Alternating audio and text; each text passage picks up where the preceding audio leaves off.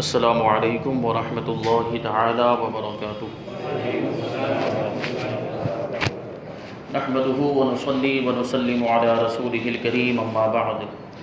فاعوذ باللہ من الشیطان الرجیم بسم اللہ الرحمن الرحیم ان اللہ وملائکته یصلون علی النبی یا ایہا الذین آمنوا صلوا علیہ وسلموا تسلیما اللہم صل علی سیدنا ومولانا محمد معظم الجود والکرم وآلہ الکرام وابنہ الکریم وبارک وسلم صلاۃ وسلاما علیک یا رسول اللہ صلی اللہ تعالی علیہ وسلم۔ عزیزان ملت اسلامیہ، اس سے پہلے آپ نے سماعت کیا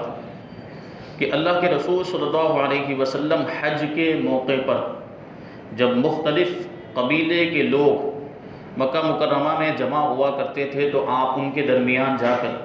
اسلام کی تبلیغ کیا کرتے تھے، قرآن مجید کی آیاتیں ان کو پڑھ کر سنایا کرتے تھے۔ اسی طریقے سے جو دوسرے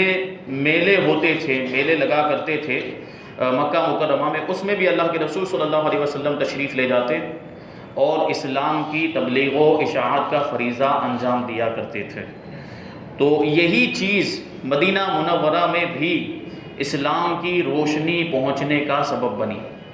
کیونکہ حج کے موقع پر، اسی طرح دوسرے کسی تہوار کے موقع پر یا کسی میلے میں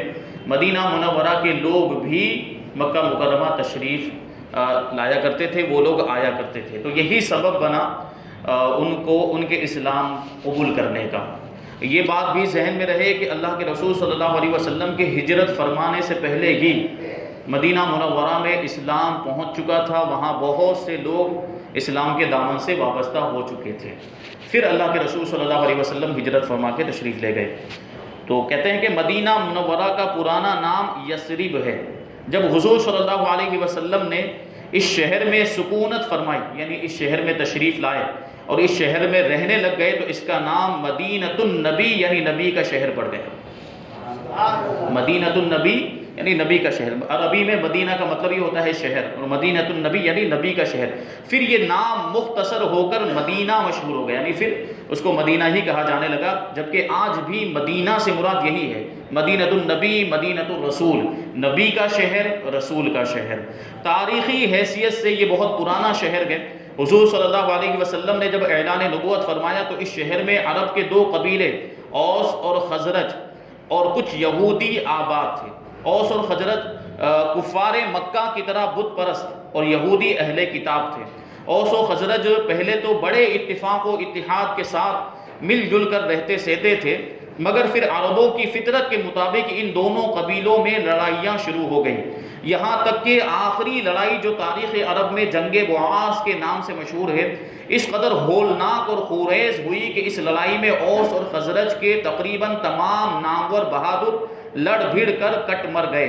اور یہ دونوں قبیلے بے حد کمزور ہو گئے۔ یہودی اگرچہ تعداد میں بہت کم تھے، مگر چونکہ وہ تعلیم یافتہ تھے، اس زمانے کے اعتبار سے تعلیم یافتہ تھے، اس لیے اوس و خزرج ہمیشہ یہودیوں کی علمی برتری سے مرعوب اور ان کے زیر اثر رہتے تھے۔ یہودیوں کا آج بھی یہی فارمولہ ہے کہ دنیا میں ترقی کرو، دنیاوی اعتبار سے، ٹیکنالوجی کے اعتبار سے، تعلیم کے اعتبار سے، سائنسی ترقی کے اعتبار سے دیکھیں تو آج بھی یہودی بہت آگے نظر آتے ہیں، اور اس اعتبار سے انہوں نے پوری دنیا کے اندر اپنا سکہ جمایا ہوا ہے۔ تو یہی جو ہے کہ فارمولہ انہوں نے اس زمانے میں بھی اپنایا ہوا تھا، اور تعلیمی اعتبار سے بہت آگے تھے۔ تو جو مدینہ منورہ کے دوسرے جو دو قبیلے تھے اوس و خزرج، وہ اسی وجہ سے ان سے ڈرے ڈرے رہتے تھے اور ان کے زیر اثر رہا کرتے تھے، اور یہودیوں کو برتری حاصل تھی۔ اسلام قبول کرنے کے بعد رسول رحمت صلی اللہ علیہ وسلم کی مقدس تعلیم و تربیت کی بدولت اوس و خزرج کے تمام اختلافات اور تمام جھگڑے ختم ہو گئے، اور یہ دونوں قبیلے شیر و شکر کی طرح مل جل کر رہنے لگے۔ جن کے درمیان وہ اوس و خزرج قبیلہ جن کے درمیان سالوں سال سے لڑائیاں جاری تھیں، لیکن جب اللہ کے رسول صلی اللہ علیہ وسلم تشریف لائے اور اسلامی تعلیمات سے ان کو روشناس کیا، ان کو اسلامی تعلیم سے ان کو آراستہ کیا، تو پھر ان کے درمیان ایسا بھائی چارہ قائم ہو گیا کہ سالوں کی لڑائیوں کو بھول کر ایک دوسرے کے ساتھ اس طریقے سے رہنے لگے جیسے دودھ میں شکر ملا دیا جائے۔ اور چونکہ ان لوگوں نے اسلام اور مسلمانوں کی اپنے تن من دھن سے بے پناہ امداد اور نصرت کی، یعنی جب اللہ کے رسول صلی اللہ علیہ وسلم مدینہ منورہ تشریف لے آئے تو انہوں نے مسلمانوں کی بھی دل کھول کر مدد کی، اپنی تن من دھن سے سب کچھ قربان کرنے کے لیے تیار ہو گئے، اور صحابہ کرام کی بھی مدد کی۔ اس لیے حضور اقدس صلی اللہ علیہ وسلم نے ان خوش بختوں کو انصار کے معزز لقب سے سرفراز فرمایا۔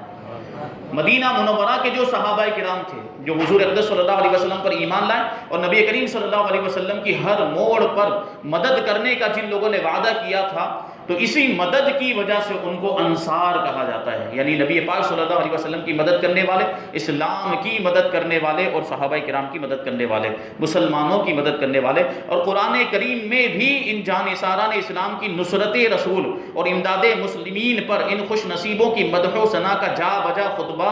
پڑا ہے، یعنی ان کی مدح و ثنا، ان کی تعریف قرآن مجید کے اندر بھی آئی، اور ازروع شریعت انصار کی محبت اور ان کی جناب میں حسن عقیدت تمام امت مسلمہ کے لیے لازم الایمان اور واجب العمل قرار پائی ہے۔ ایسا مقام و مرتبہ ان کو ملا صرف اس وجہ سے کہ انہوں نے رسول اللہ کی مدد کی، رسول اللہ کے صحابہ کی مدد کی، اسلام کی مدد کی، مسلمانوں کی مدد کی، تو اس کی وجہ سے ان کا مقام و مرتبہ اتنا بلند و بالا ہو گیا کہ ان کا ذکر قرآن کے اندر بھی آ گیا، اور ان سے محبت کرنے کو ہمارے ایمان کا حصہ بنا دیا گیا۔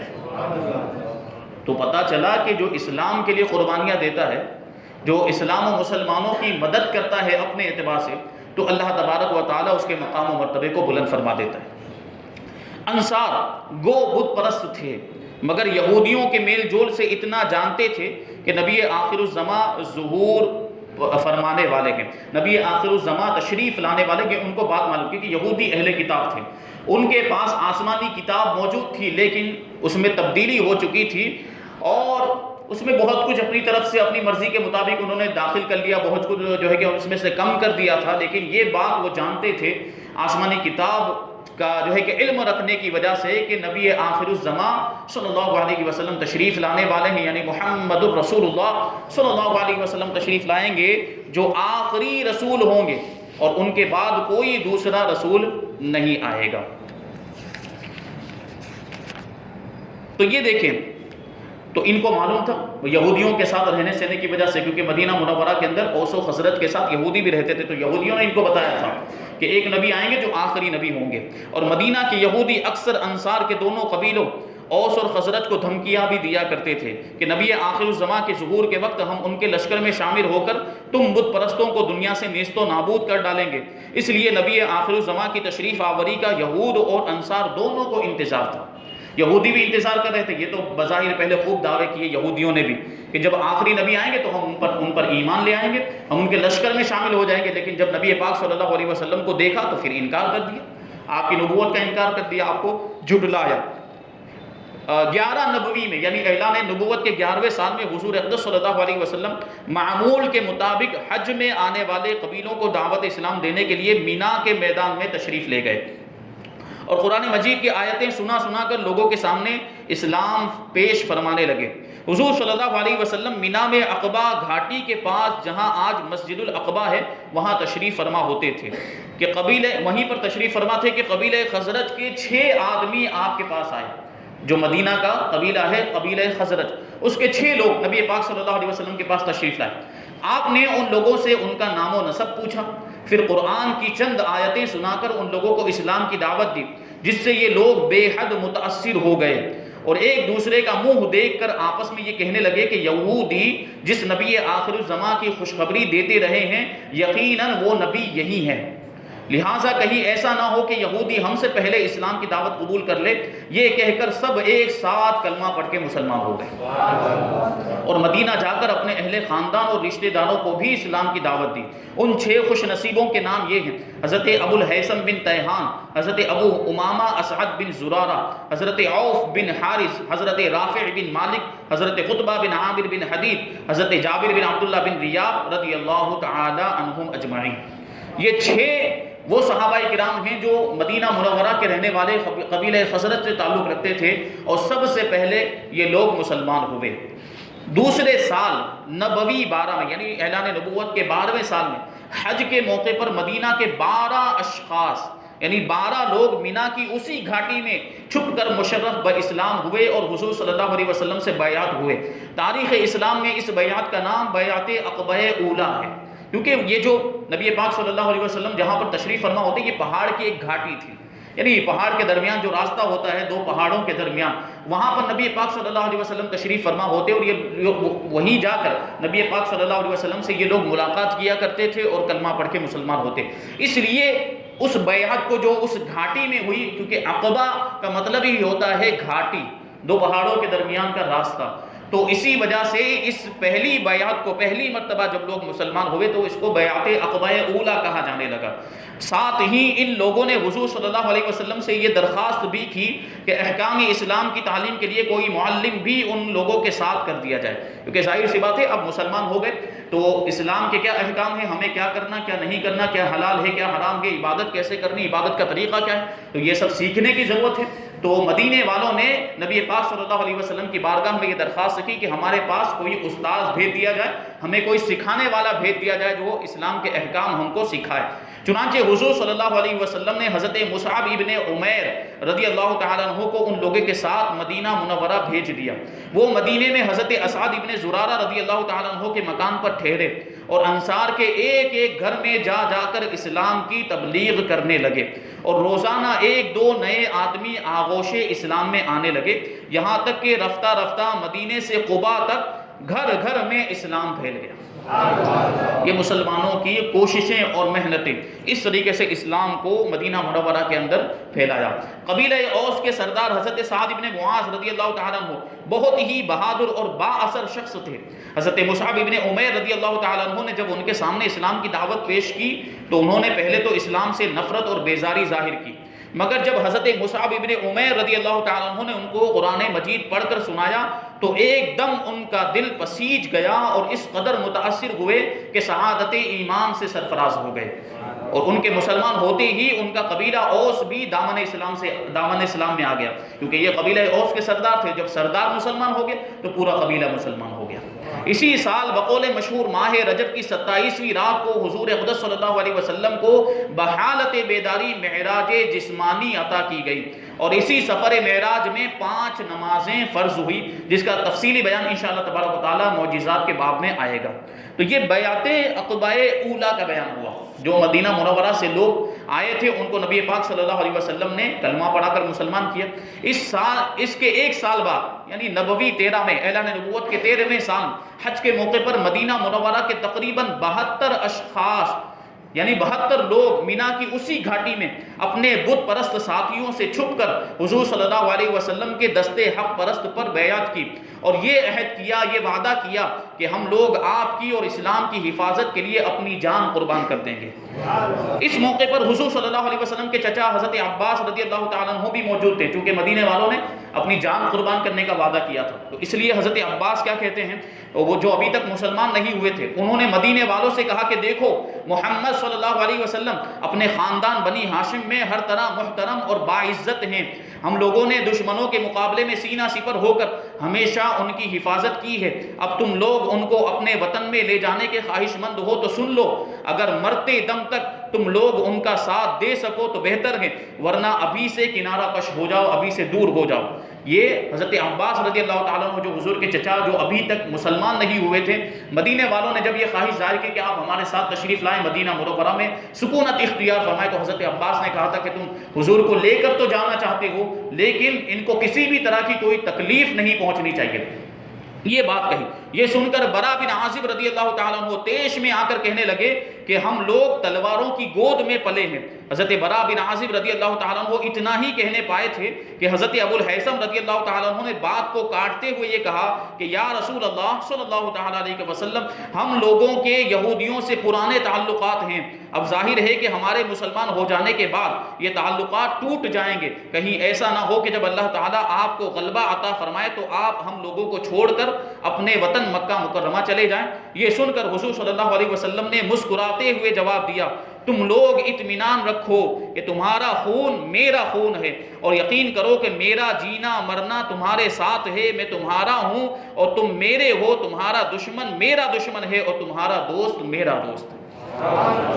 نبی پاک صلی اللہ علیہ وسلم نے اس میں اشارہ فرمایا تھا کہ آپ کی زندگی جو آنے والی زندگی ہے وہ مدینہ منورہ کے اندر بسر ہونے والی ہے، بلکہ آپ کی آخری آرام گاہ بھی مدینہ منورہ میں ہی ہوگی۔ یہ اشارہ حضور صلی اللہ علیہ وسلم نے پہلے ہی دے دیا تھا۔ جب انصار یہ بیعت کر رہے تھے تو حضرت اسعد بن زرارہ رضی اللہ تعالیٰ عنہ نے یا حضرت عباس بن نزلہ رضی اللہ تعالیٰ عنہ نے کہا کہ میرے بھائیوں، تمہیں یہ بھی خبر ہے کہ تم لوگ کس چیز پر بیعت کر رہے ہیں؟ خوب سمجھ لو کہ یہ عرب و عجم کے ساتھ اعلان جنگ ہے، یعنی نبی پاک صلی اللہ علیہ وسلم کے ہاتھ پر اسلام قبول کر لینا، یہ جتنے بھی کفار ہیں ان سب کے ساتھ جنگ کا اعلان کرنا ہے گویا کہ۔ تو انصار نے طیش میں آ کر نہایت ہی پرجوش لہجے میں کہا کہ ہاں ہم لوگ اسی پر بیعت کر رہے ہیں۔ بیعت ہو جانے کے بعد آپ نے اس جماعت میں سے 12 آدمیوں کو نقیب یعنی سردار مقرر فرمایا۔ ان میں 9 آدمی قبیلہ خزرج کے تھے اور 3 لوگ قبیلہ اوس کے تھے، جن کے مبارک نام یہ ہیں: ابو امامہ اسعد بن زرارہ، سعد بن ربیع، عبداللہ بن رواحہ، رافع بن مالک، برا بن معرور، عبداللہ بن عمرو، سعد بن عبادہ، منذر بن عمر، عبادہ بن ثابت۔ یہ 9 آدمی قبیلہ خزرج کے ہیں، اور اسید بن حزیر، سعد بن خیثمہ، ابو الہیثم بن تیہان، یہ 3 شخص قبیلہ اوس سے تعلق رکھتے ہیں۔ ان کو اللہ کے رسول صلی اللہ علیہ وسلم نے سردار مقرر فرما دیا۔ اس کے بعد یہ تمام حضرات اپنے اپنے ڈیروں پر چلے گئے۔ صبح کے وقت جب قریش کو اس کی اطلاع پہنچی تو وہ آگ بگولا ہو گئے، اور ان لوگوں نے ڈانٹ کر مدینے والوں سے پوچھا کہ کیا تم لوگوں نے ہمارے ساتھ جنگ کرنے پر محمد صلی اللہ علیہ وسلم سے بیعت کر لی ہے؟ انصار کے کچھ ساتھیوں نے جو مسلمان نہیں ہوئے تھے اپنی لا علمی ظاہر کی، ہمیں کچھ نہیں معلوم، ایسا ان لوگوں نے کہا۔ یہ سن کر قریش واپس چلے گئے، مگر جب تفتیش و تحقیقات کے بعد کچھ انصار کی بیعت کا حال معلوم ہوا تو قریش غیظ و غضب میں آپے سے باہر ہو گئے اور بیعت کرنے والوں کی گرفتاری کے لیے تعاقب کیا، یعنی ان کا پیچھا کیا مدینے والوں کا، مگر قریش حضرت سعد ابن عبادہ رضی اللہ تعالیٰ عنہ کے سوا کسی اور کو نہیں پکڑ سکے۔ قریش حضرت سعد ابن عبادہ رضی اللہ تعالیٰ عنہ کو اپنے ساتھ مکہ مکرمہ لے کر آئے اور ان کو قید کر دیا، مگر جب جبیر بن مطعم اور حارث بن حرب بن امیہ کو پتہ چلا تو ان لوگوں نے قریش کو سمجھایا کہ خدا کے لیے سعد ابن عبادہ رضی اللہ تعالیٰ عنہ کو فوراً چھوڑ دو، ورنہ تمہارے ملک شام کی تجارت خطرے میں پڑ جائے گی۔ کیوں؟ کیونکہ مکہ مکرمہ کے تاجر، تجارت کرنے والے جب ملک شام کی طرف جاتے تھے اپنے قافلے لے کر، اپنا سامان لے کر، سامان تجارت لے کر، تو درمیان میں مدینہ منورہ پڑتا تھا راستے میں، تو ظاہر سی بات ہے حضرت سعد ابن عبادہ کو انہوں نے قید کر لیا تھا، تو مدینہ منورہ کے سرداروں میں ان کا شمار ہوتا تھا۔ تو اب اگر اس کے بعد وہ لوگ وہاں سے گزرتے تو کیا مدینہ منورہ کے لوگ ان کو آسانی کے ساتھ گزرنے دیتے؟ بلکہ ان کے معاملات پیچیدہ ہو جاتے۔ اور یہ سن کر قریش نے حضرت سعد ابن عبادہ کو قید سے فوراً رہا کر دیا اور وہ بخیریت مدینہ منورہ پہنچ گئے۔ مدینہ منورہ میں جب اسلام اور مسلمانوں کو ایک پناہ گاہ مل گئی، کیونکہ اب مسلمانوں کی ایک بڑی تعداد ہو چکی تھی مدینہ منورہ کے اندر، اور وہ ایک پناہ گاہ کی حیثیت اختیار کر لی مدینہ منورہ نے، تو حضور صلی اللہ علیہ وسلم نے صحابہ کرام کو عام اجازت دے دی کہ وہ مکہ مکرمہ سے ہجرت کر کے مدینہ چلے جائیں، کیونکہ مکہ مکرمہ میں ابھی تک وہی معاملات تھے کہ کفار اور مشرکین مسلمانوں پر ظلم و ستم کیا کرتے تھے اور ان کو ان کے دین سے پھر جانے کے لیے ٹارچر کیا کرتے تھے۔ تو اب اللہ کے رسول صلی اللہ علیہ وسلم نے مسلمانوں کو عام اجازت دی کہ جو بھی مدینہ منورہ ہجرت کر کے جانا چاہتا ہو وہ چلا جائے، کہ وہاں مسلمانوں کی ایک تعداد ہو گئی ہے، وہاں ہم آرام اور سکون کے ساتھ اطمینان کے ساتھ رہ سکتے ہیں۔ چنانچہ سب سے پہلے حضرت ابو سلمہ رضی اللہ تعالیٰ عنہ نے ہجرت کی، اس کے بعد یکے بعد دیگرے دوسرے لوگ بھی مدینہ منورہ روانہ ہونے لگے۔ جب کفار قریش کو پتہ چلا تو انہوں نے روک ٹوک شروع کر دی، مگر چھپ چھپ کر لوگوں نے ہجرت کا سلسلہ جاری رکھا، یہاں تک کہ رفتہ رفتہ بہت سے صحابہ کرام مدینہ منورہ چلے گئے۔ صرف وہی حضرات مکہ مکرمہ میں رہ گئے جو یا تو کافروں کی قید میں تھے یا اپنی مفلسی اور غریبی کی وجہ سے مجبور تھے۔ حضور اقدس صلی اللہ علیہ وسلم کو چونکہ ابھی تک خدا کی طرف سے ہجرت کا حکم نہیں ملا تھا، اس لیے آپ مکہ مکرمہ میں ہی مقیم رہے، اور حضرت ابوبکر صدیق اور حضرت علی مرتضیٰ رضی اللہ تعالی عنہما کو بھی آپ نے روک لیا تھا، لہٰذا یہ دونوں شمع نبوت کے پروانے بھی آپ ہی کے ساتھ مکہ مکرمہ میں ٹھہرے ہوئے تھے۔ اس کے بعد نبی پاک صلی اللہ علیہ وسلم کس طریقے سے آپ کو جو ہے کہ ہجرت کا حکم ملتا ہے، پھر کفار معاذ اللہ نبی پاک صلی اللہ علیہ وسلم کو قتل کرنے کے لیے ایک مجلس کا، ایک میٹنگ کا انعقاد کرتے ہیں، اور اس میٹنگ کے اندر کیسی کیسی باتیں ہوتی ہیں اور حضور کو قتل کرنے کی پلاننگ اور منصوبہ بندی کی جاتی ہے، اور اس کے بعد اللہ تبارک و تعالیٰ اپنے محبوب کی کیسی حفاظت فرماتا ہے۔ حضرت ابوبکر صدیق رضی اللہ تعالیٰ عنہ نے پورے سفر ہجرت کے اندر جو مکہ مکرمہ سے مدینہ منورہ تشریف لے گئے، اس میں حضرت ابوبکر نے کیسی جانثاری اور وفاداری کا ثبوت دیا ہے، اس کا بیان انشاءاللہ تبارک و تعالی آئندہ ہوگا۔ یہ پورا واقعہ بیان کیا جائے گا۔ اللہ تبارک و تعالی ہم سب کو جو کچھ بھی بیان ہوا اس پر عمل کرنے کی توفیق عطا فرمائے۔ نبی پاک صلی اللہ علیہ وسلم کے نام پر اپنی جان، اپنا مال، اپنا تن من دھن سب کچھ قربان کرنے کی توفیق عطا فرمائے۔ ہمارے سینوں کو عشق رسول کا مدینہ بنائے اور صحابہ کرام کی جانثاری اور قربانیوں کا صدقہ ہمیں بھی عطا فرمائے۔ وما علینا الا البلاغ۔